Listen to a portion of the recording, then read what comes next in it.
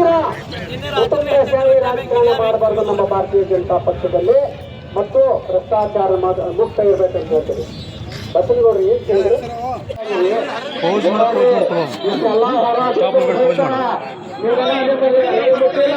ಏನಾಗ್ತದೆ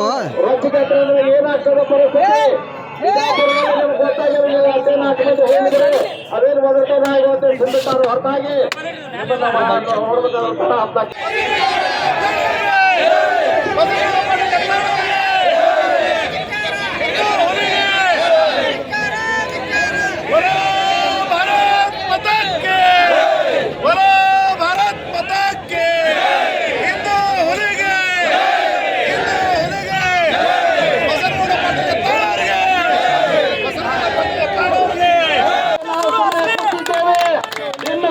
ಕೂತ್ಕೊಳ್ಳುವಂತ ಜಯಮಾನ ಅಲ್ಲ ಲಿಂಗಾಯತ ಪಂಚಮಸಾಲಿ ಬಸನಗೌಡ ಪಾಟೀಲ್ ಯತ್ನಾಳ್ ಅವರು ಇಡೀ ಲಿಂಗಾಯತ ಸಮುದಾಯಕ್ಕೆ ಮೀಸಲಾತಿ ಹೋರಾಟಕ್ಕೆ ಹೋರಾಟ ಮಾಡಿದಂತ ಏಕೈಕ ಕರ್ನಾಟಕ ರಾಜ್ಯದ ವ್ಯಕ್ತಿ ಅಂದ್ರೆ ಬಸನಗೌಡ ಪಾಟೀಲ್ ಯತ್ನಾಳ್ ಅವರು ಬರೀ ಪಂಚಮಸಾಲಿ ಬಗ್ಗೆ ಕೇಳಿಲ್ಲ. ಮೀಸಲಾತಿ ಲಿಂಗಾಯತ ಒಳಪಂಗಡಗಳ ಸಣ್ಣ ಸಣ್ಣ ಉಪ್ಪಾರ ಇರಬಹುದು, ಆದಿವಾಸಿ ಇರಬಹುದು, ಕುಡವಕ್ಕಲಿ ಇರಬಹುದು, ಹೂಗಾರ್, ಮಾಲ್ಗಾರ್, ಹಡಪ್ಪ ಇನ್ನಿತರ ಅನೇಕ ಜಾತಿಗೆ ಅವರು ಮೀಸಲಾತಿ ಕೊಡಬೇಕಂತ ಕೇಳಿದ್ರು.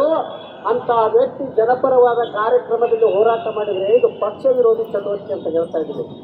ನಿಮಗೆ ಯಾವ ನೈತಿಕತೆ ಇದೆ? ಕೆಲವೊಬ್ಬರು ಪಕ್ಷ ವಿರೋಧ ಚಟುವಟಿಕೆ ಇಲ್ಲೇ ಬಿಜಾಪುರದಲ್ಲಿ ಮಾಡ್ತಾರೆ.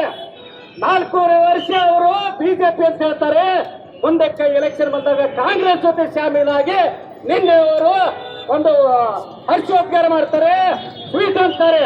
ಅಂತವರು ಪಕ್ಷದ ನಿಷ್ಠಾವಂತ ಕಾರ್ಯಕರ್ತರ ಬಂಧುಗಳೇ, ನೀವೇನು ಮಾಡ್ತೀರಿ? ಭಾರತೀಯ ಜನತಾ ಪಕ್ಷದ ಮುಖಂಡರು ನಾನು ಕೇಳಬಯಸ್ತೇನೆ. ಉಚ್ಚಾಟನೆ ಧಿಕ್ಕರಿಸಿ ಇಲ್ಲಿ ಹೋರಾಟ ನಡೀತಾ ಇದೆ. ಸಮಾಜ ಎಲ್ಲ ಹಿಂದೂ ಸಮಾಜಗಳು ಕೂಡಿ ಒಕ್ಕಟ್ಟಾಗಿ ಹೋರಾಟವನ್ನ ಮಾಡಿ ವಿಜಯೇಂದ್ರ ಮತ್ತು ಅಪ್ಪ ಮಕ್ಕಳದು ಏನು ಕುತಂತ್ರ ನಡೆದದ, ಕುತಂತ್ರನ ಬಯಲಿಗೆ ಎಳೆದಿದ್ದಕ್ಕನೇ ಇದು ಪನಿಷ್ಮೆಂಟ್ ಅವ್ರಿಗೆ. ಕುತಂತ್ರ ನಮ್ಮ ಪಕ್ಷದ ನಿಷ್ಠೆ ಇದ್ರ ಪ್ರಕಾರ, ನಿಯಮದ ಪ್ರಕಾರ ಭ್ರಷ್ಟ ರಹಿತರ ಇರಬೇಕು, ಕುಟುಂಬ ರಹಿತ ರಾಜಕಾರಣ ಇರಬೇಕು. ಇದರ ಬಗ್ಗೆ ಧ್ವನಿ ಎತ್ತಿದ್ರೆ ಅದಕ್ಕೆ ಅವ್ರ ಮೇಲೆ ಪನಿಷ್ಮೆಂಟ್ ಮಾಡ್ತಾ ಇದ್ದಾರೆ. ಇದು ಎಲ್ಲರಿಗೂ ಇಡೀ 224 ಮಂದಿ MLA ಎಲ್ಲಾ ವಿಷಯ ಗೊತ್ತದ. ನಮ್ಮ ಪಕ್ಷದ 66 ಮಂದಿಗೂ ಗೊತ್ತದ. ಆದ್ರೆ ಅವರಲ್ಲಿ ಆತ್ಮ ಧೈರ್ಯ ಇಲ್ಲ ಮಾತಾಡ್ಲಕ್. ಏನ್ ಮಾತಾಡಿದ್ರೆ ಏನ್ ಆಕತ್ತೋ ಏನ್ ಸುದ್ದಿಯೋ ಅದೆಲ್ಲ ಬಸನಗೌಡರು ಒಬ್ಬರ ಮಾತಾಡೋರು, ಅವ್ರಿಗೆ ಧೈರ್ಯ ಐತಿ ಅಂತ ಹೇಳಿ ಎಲ್ಲರೂ ಒಳಗಿಂದ ಒಳಗೆ ಮಿಡಕ್ತಾರ. ಇದು ಎಷ್ಟು ದಿವಸ ಹೋಗೋದು ಹಿಂಗೆ?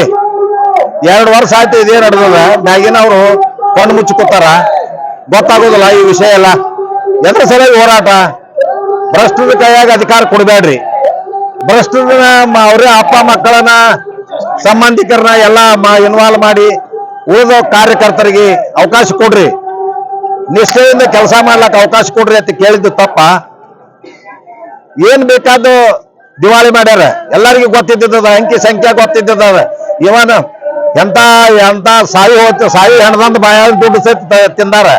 ಇವೆಲ್ಲ ಗೊತ್ತಿದ್ರು ಸಹಿತ ಹೇಳಕ್ಕೆ ಯಾರಿಗೂ ಬಾಯಿಲ್ಲ. ಅದನ್ನು ಇವರು ಒಬ್ರು ಧೈರ್ಯವಾಗಿ ಹೇಳಿದ್ದು ತಪ್ಪ? ಅದಕ್ಕೆ ಈ ಕಾರಣದಿಂದ ಈಗ ರಾಜ್ಯದ ತುಂಬಾ ಇಡೀ ರಾಜ್ಯನೇ ಹೊತ್ತಿ ಉರಿಲಕತ್ತದ. ಇದನ್ನ ಇಮಿಡಿಯೇಟ್ ಈಗಿಂದಿಗೆ ಇವ್ರು ತೋರ್ತ ಅದ್ರ ಬಗ್ಗೆ ಚರ್ಚೆ ಮಾಡಿ ಅದನ್ನ ವಾಪಸ್ ತಕೊಳ್ಳೋದೇ ಇದ್ರೆ ನಾಳೆ ಇದಕ್ಕಿಂತ ವಿಕೋಪ ಆಕ್ಕದ. ದಿನಕ್ಕೆ ದಿನ 2-3 ದಿವಸನಾಗ ಯಾವ ಗುರಿ ಮುಟ್ಟಬೇಕು ಅಲ್ಲಿ ಮುಟ್ತದ.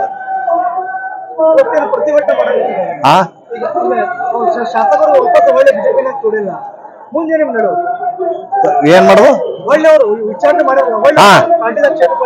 ಅದು ಎಲ್ಲ ನಾವು ಸಂಘಟನೆ ಕೂತು ಚರ್ಚೆ ಮಾಡಿ ಮುಂದೆ ಏನು ಕ್ರಮ ತಗೋಬೇಕು ಅನ್ನೋದು ನಮ್ಮ ಹಿರಿಯರು ಅದಾರ, ಸಂಘಟಕರು ಅದಾರ, ಎಲ್ಲ ಅವ್ರ ಜೊತೆಗೆ ಹೋರಾಟ ಮಾಡಿದವ್ರು ಅದಾರ. ಎಲ್ಲ ಕೂತು 1-2 ದಿವಸದೊಳಗೆ ಅದ್ರ ಬಗ್ಗೆ ನಾವು ಎಲ್ಲ ಕಾರ್ಯಕ್ರಮ ನಿರೂಪಣೆ ಮಾಡ್ತೀವಿ, ಹೇಳ್ತೀವಿ.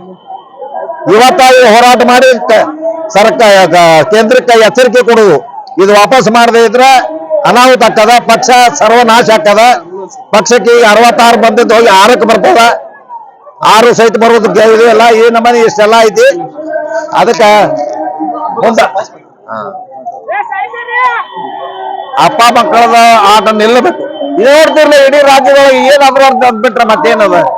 ಅದು ಬಿಟ್ರೆ ಏನದ? ಅಪ್ಪ ಮಕ್ಕಳು ಎಲ್ಲ ಹೋಗಿ ಕರಪ್ಟ್ ರೊಕ್ಕ ತಿಂದಾರ, ಕೊಡ್ತಾರ, ಇಲ್ಲ ಪಾರ್ಟಿ ಉಚ್ಚಾಟನೆ ಮಾಡೋದು ಹಿಂದ್ಗಡೆ ಅಪ್ಪ ಮಕ್ಕಳ ಏನು ಕೈವಾಡಿದೆ 100ಕ್ಕೆ